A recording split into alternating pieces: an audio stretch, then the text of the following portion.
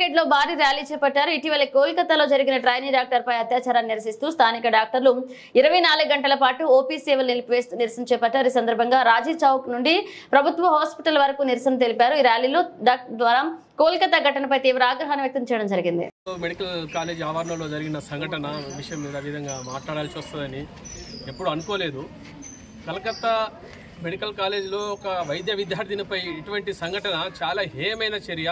దీన్ని ప్రతి ఒక్కరూ విద్యార్థులు కానీ, మెడికోస్ కానీ, పీజీ మెడికోస్ కానీ, డాక్టర్స్ కానీ, రిటైర్డ్ డాక్టర్స్ కానీ యావత్ జనాలు కూడా ఖండించాల్సిన విషయము.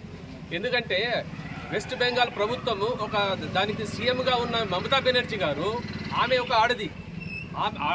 అటువంటి ప్రభుత్వంలో ఒక విద్యార్థినికి, ఒక ఆడ మనిషికి ఇంత అన్యాయం జరిగితే ఇప్పటి వరకు నిందితులను ఒకరిని పట్టుకొని చూపిస్తున్నారు తప్ప అక్కడ నిందితులు ఎంతమంది ఉన్నారు వాళ్ళందరినీ పట్టి ఇంతవరకు శిక్షించలేదు వాళ్ళు. అంటే దీన్ని బట్టి మనకి ఏమేది అర్థమవుతుంది, ప్రతి మెడికల్ కాలేజీలో ఇటువంటి సంఘటనలు మామూలుగా జరుగుతూనే ఉన్నాయి.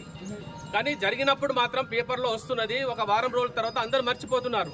ఇటువంటి సంఘటనలు ఒక ప్రభుత్వ ఆసుపత్రి కాదు, మెడికల్ కాలేజీలను కావచ్చు, ప్రైవేట్ కాలేజీలను కావచ్చు, ఇటువంటి సంఘటనలు చాలా హేయమైన చర్య. దీన్ని అందరూ ముక్త ఖండంతో ఖండించాలి. ఈ ఉద్యమాన్ని చిలికి గానివానగా చేసి మొత్తం ప్రభుత్వాన్ని కూలగొట్టే పరిస్థితి వరకు తీసుకురావాలి.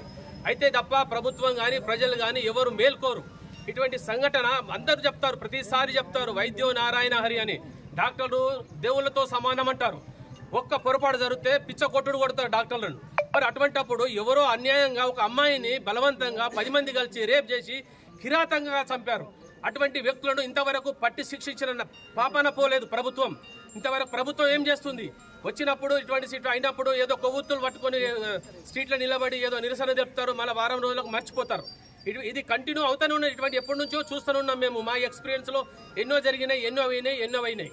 కానీ ఇంతవరకు ఎటువంటి వ్యక్తికి కానీ ఒక ఉరి శిక్ష పడలేదు. ఇటువంటి దుర్మార్గులను నడి రోడ్డు మీద షూట్ చేసినా తప్పలేదు.